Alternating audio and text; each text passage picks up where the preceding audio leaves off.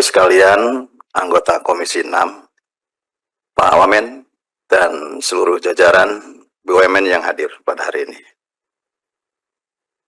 Pertama, saya bertanya kepada Pak Wamen, Pak Tiko, rasa-rasanya rapatnya sudah beberapa kali untuk persoalan istaka. Semestinya kan rapat pertama itu kan sudah bisa direspon dengan hal-hal yang bisa disimpulkan. Bisa disimpulkan itu kalau dulu saya belajar spinning tree, teori pengambilan keputusan, bahwa ya go or no go. Hanya dua pilihan itu, Pak. Dengan konsep yang pernah kita rapatkan sebelumnya, bahwa penghapus bukuan kepada para kreditur, kepada piutang yang sekarang menjadi tanggung jawabnya adalah PT Istaka Karya, berapa kewajiban yang harus diberikan kepada para vendor UMKM, kepada para karyawan kan sudah jelas itu. Tinggal sebetulnya jawabannya, ini bisa ditindaklanjuti atau tidak sih gitu. Jadi nggak rapat lagi gitu ya. Padahal kan sebelumnya rapat tertutup, ini terbuka ya Pak Andre ya, terbuka. Nah oleh karenanya menurut saya tidak ada pilihan lain lah. Hari ini apakah bisa diputuskan secara pasti ini bisa ditindaklanjuti atau tidak? Kalau tidak, menjadi tanggung jawab siapa? Kalau ditindaklanjuti, butuh waktu berapa lama? Cara dan mekanismenya tadi sudah diterangkan oleh Pak Wamen bahwa memang harus ada persetujuan dari Presiden. Ya. Namun persoalannya tidak sampai di situ menurut saya. Dengan telah diimbrengkannya 99% ke holding operasionalnya Danantara, ini juga harus ada keputusan di Danantara. Karena tupoksi dari Pak Wamen sekarang sudah berkurang, tinggal tupoksi 1% saham Dwi Warna.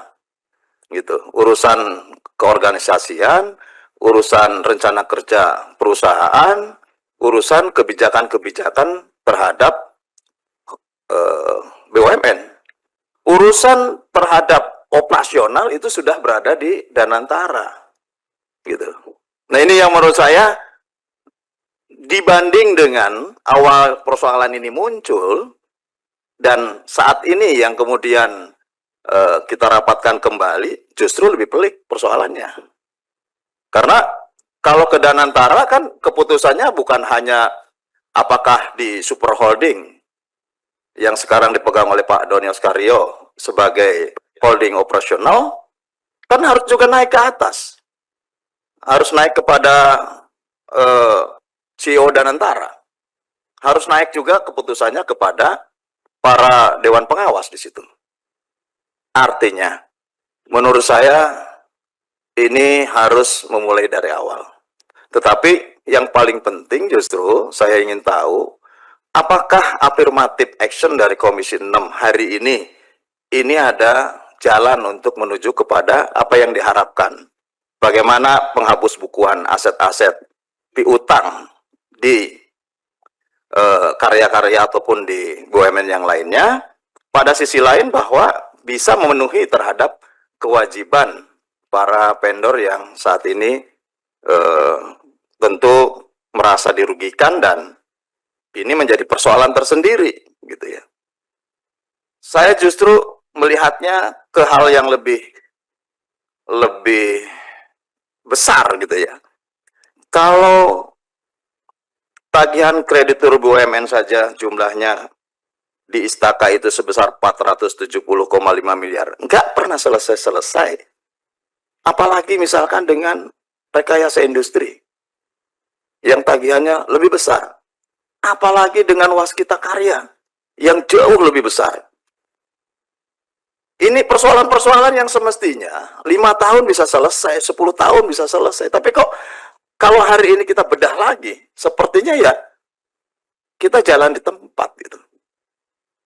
Nah oleh karena itu, ini kan menyangkut persoalan rakyat juga. Persoalan usaha kecil menengah Pak Menteri. Kalau memang ingin menseriusi terhadap persoalan bagaimana kewajiban BUMN untuk menyelesaikan berbagai kewajibannya terhadap para vendor, terhadap rakyat yang dulu pernah bekerja sama dengan BUMN tersebut. Ayo kita mulai dari mana? Dan jangan parsial. Kalau memang case tadinya adalah Istaka Karya, kita selesaikan Istaka Karya. Gimana? Dari mana nih mulainya? Apakah dari undang-undangnya? Ya, ayo undang-undangnya di mana? Pasal apa yang harus kita cantumkan di situ? Sehingga bagi para ataupun perusahaan-perusahaan yang kerjasama dengan BUMN tentu ada kepastian usaha. Jangan sampai ke depan, jangan lagi lah dengan BUMN. Hutang nggak pernah dibayar. Karena gini Pak, kalau swasta, taruhlah Pak Andre punya perusahaan. Seumur hidup itu perusahaan milik Pak Andre. Ini BUMN, misalkan dirutnya Pak Sugeng Berantas. Kan dirut Berantas paling maksimal dua kali periode. Setelah itu ganti lagi dengan yang baru. Yang lama sendiri sudah melepaskan tanggung jawab, yang baru belum tentu juga bertanggung jawab gitu. Kan kalau tidak ada sistem yang mengikat, ya persoalan ini tidak akan pernah selesai kapanpun gitu. Contoh Garuda. Garuda itu dulu kita sudah optimis. Kita bisa menambah sampai 100 armada pesawat di tahun 2025. Tiba-tiba sekarang 14 pesawat atau berapa? 25 pesawat.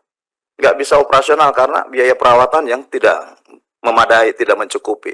Ya kita tahu ya secara finansial bahwa kan memang semakin berat karena nilai tukar rupiahnya semakin turun. Berat dengan nilai dolar yang semakin menguat. Artinya banyak rupiah yang harus dikeluarkan. Namun kan semestinya tidak sampai di situ. Gitu.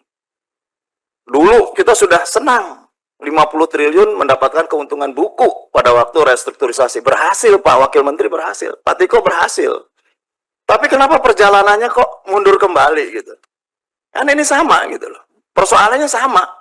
Nah, kalau persoalannya sama, mari kita membuat mekanisme dan tata cara untuk menyelesaikan persoalan-persoalan ini. Karena dampak yang ditimbulkannya juga sama gitu. Nah, oleh karena itu, Pak Andre, saya ingin ada kepastian saja.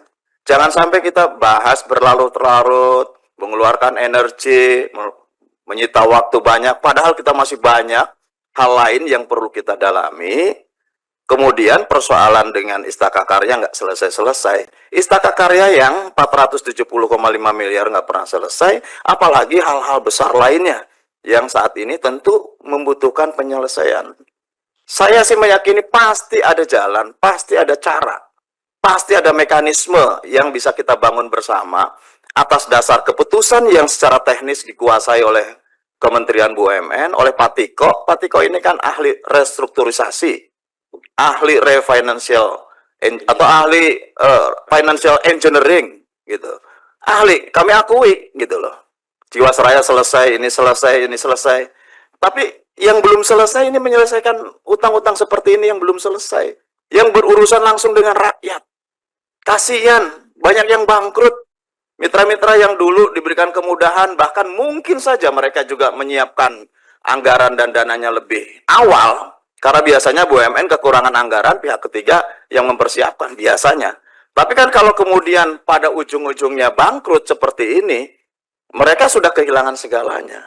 Nah, kalau tidak ada aturan, cara, mekanisme sebagai pembina BUMN, Kementerian BUMN, ya menurut saya tidak akan pernah selesai. Harus ada klausul, harus ada kebijakan, harus ada undang-undang yang mengaturnya. Sehingga ada kepastian usaha, ada kepastian hukum, dan kalaupun yang bertanggung jawab, siapa yang bertanggung jawab? Menurut saya ini dulu dijawab. Baru menurut saya nanti mengurai terhadap yang mana dulu yang bisa diselesaikan. Satu persatu nggak bisa juga menurut saya semuanya. Ini harus menyelesaikan dulu dengan perusahaan pengelola aset, Bank Syariah Indonesia, Bank Pembangunan Daerah Jawa Barat. Apalagi hubungannya nanti dengan BPD Jabar Banten misalkan. Kan nggak ada kaitannya dengan Komisi 6 gitu. Nah ini apalagi nanti urusannya dengan Berantas, Waskita Karya aja sedang susah. Berantas juga size-nya kecil, 37 miliar bagi Berantas juga cukup lumayan itu gitu. Nah, artinya dalam pandangan saya Ini dulu yang harus disepakati. Bisa tidak? Ada mekanismenya tidak? Berapa lama bisa ditempuh? Apa dengan restrukturisasi? Dengan financial engineering? Dengan merger? Atau dengan penyelesaian super holding? Yang konon katanya kan bisa menyelesaikan dengan super holding. Kalau bisa dengan super holding, dengan Danantara, kita hadirkan Pak Doni Oskario di sini. Kalau tidak ada Pak Doni, ya terbatas, hanya karena punya kekuasaan 1% saham Dwi Warna, nggak menyelesaikan masalah. Terima kasih Pak Andre. Assalamualaikum warahmatullahi wabarakatuh.